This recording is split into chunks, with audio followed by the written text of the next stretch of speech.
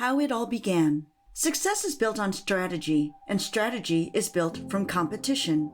Many of the great military experts would all agree that without this actual competition, wars would not exist.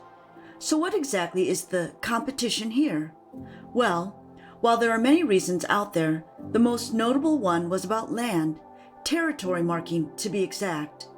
Hitler was obsessed with appropriating more and more land, expanding Germany's borders wider and wider. Remind you of anyone modern-day Russian chief, circa 2022?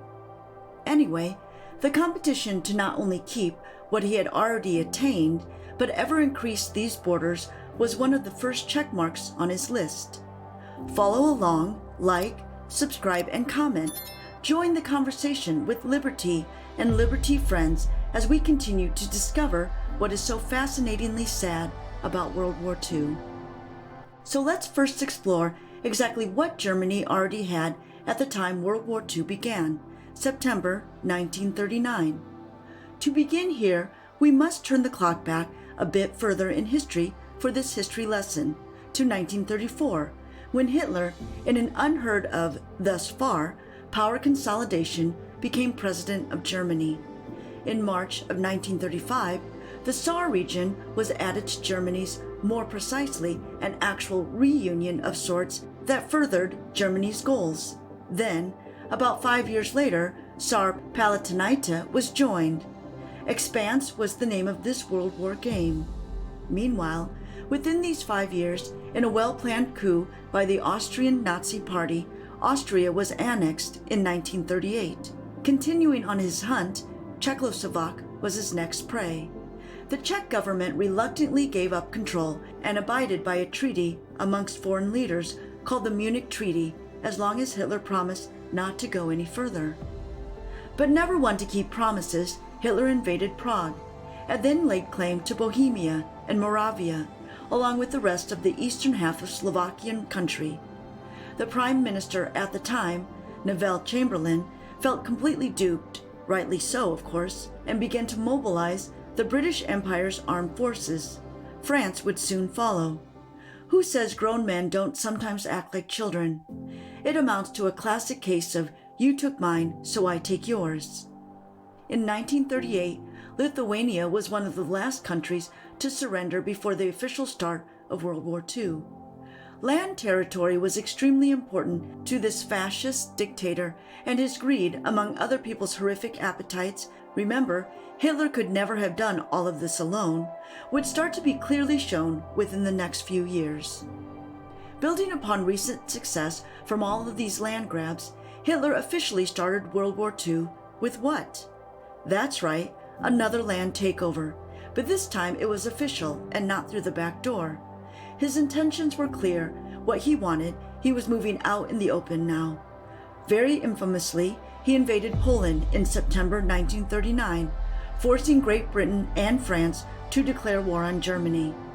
This quote about World War II sums up what many were feeling at this time.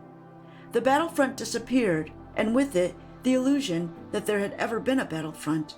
For this was no war of occupation, but a war of quick penetration and obliteration. Blitzkrieg, Lightning War, September 1939.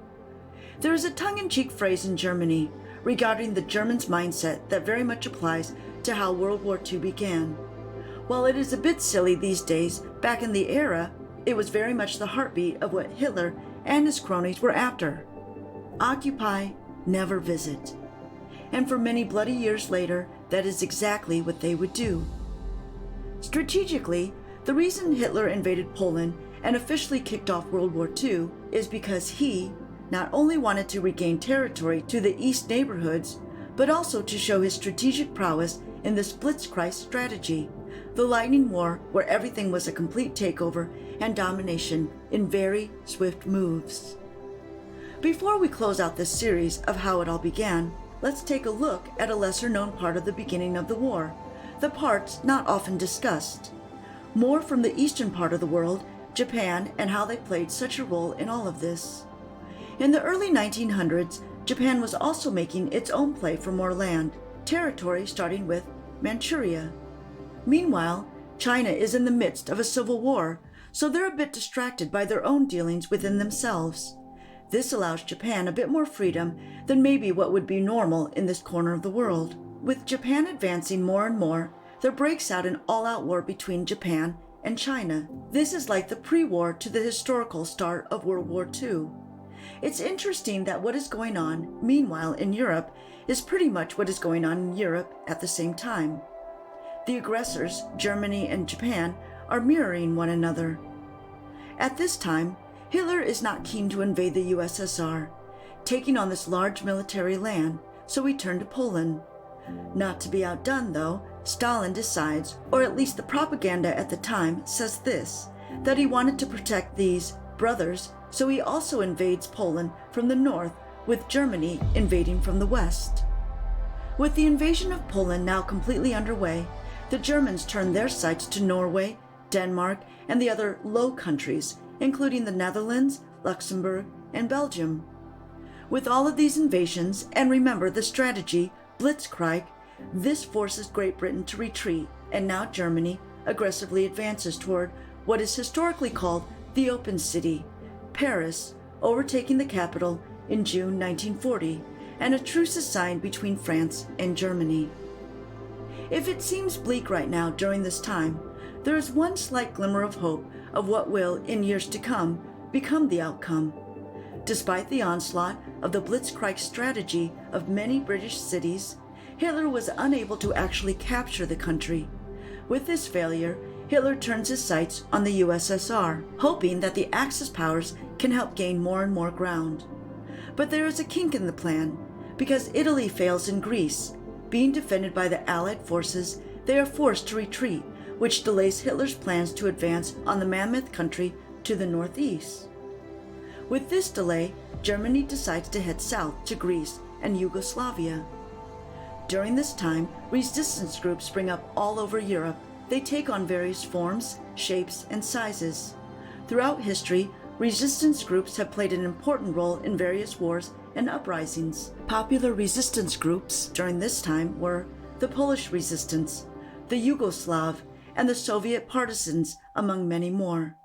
There were in total around 16 main resistance groups. Some were out in the open, and some were underground. Many fought in homemade or civilian armies. Some were for spy groups, carrying and passing encrypted and coded messages for the Allied forces. Many organized themselves to help refugees hide or find safe passageway to shelters and escape from certain death. Some printed resistance propaganda, exposing and relaying what was really going on behind the scenes. Many gathered humanitarian aid to help both those fighting openly and those trying to escape. Some were wealthy, many were poor. A few were high-ranking officials, while many more were of working class. While the percentages of total persons belonging to resistance groups was small, the work they did was extremely important, if not stopping more advancement of the horrific events that were taking place. At the very least, they helped to slow the process of the Axis powers gaining more and more ground. Included in this are about 27 attempts to assassinate Hitler, which fail. In 1941, Axis forces what is being called the largest military operation in history so far to attack the USSR, which had become a sort of Allied powers central headquarters of sorts. German forces attacked from the east and seized Leningrad, fighting taking place for over 800 days, causing more than 1 million civilian deaths. In Asia, Japan then occupies French Indochina. In response, the US slaps an embargo on oil and steel.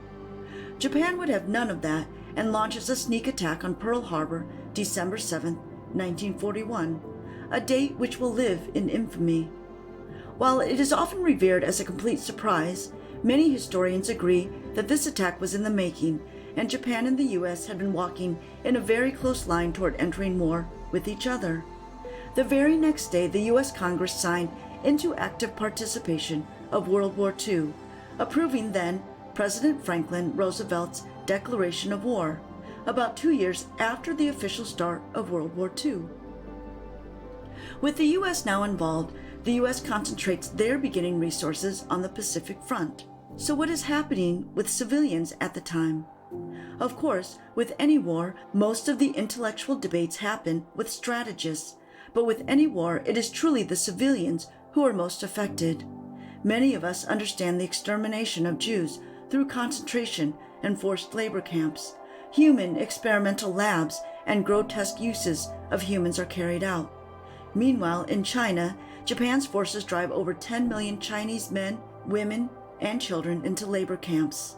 In Indonesia, millions more suffer this exact same fate. Hundreds of thousands of women are forced into prostitution, known as comfort women, for the Japanese army. Included in these abominable crimes against humans are also homosexuals, those with disabilities, gypsies, and resistance group participants. Germany's rise to power was starting to take form and shape.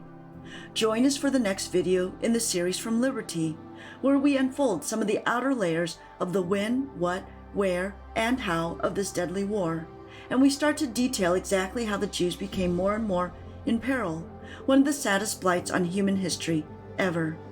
It is worth noting that during this time, all colonies of the French are also under Nazi Party control, and so they are in charge of all of them, without ever having to send one military soldier to each of the respective countries. However, part of these colonies resist on their own, including some of the Belgian Congo, thereby declaring their allegiance to the Allied powers. Keep with us as we continue to march through the many twists and turns of World War II. Like, subscribe, and comment, and be a part of all the learning with Liber-Tea, your one-stop go-to for historical knowledge with a little fun thrown in for good measure.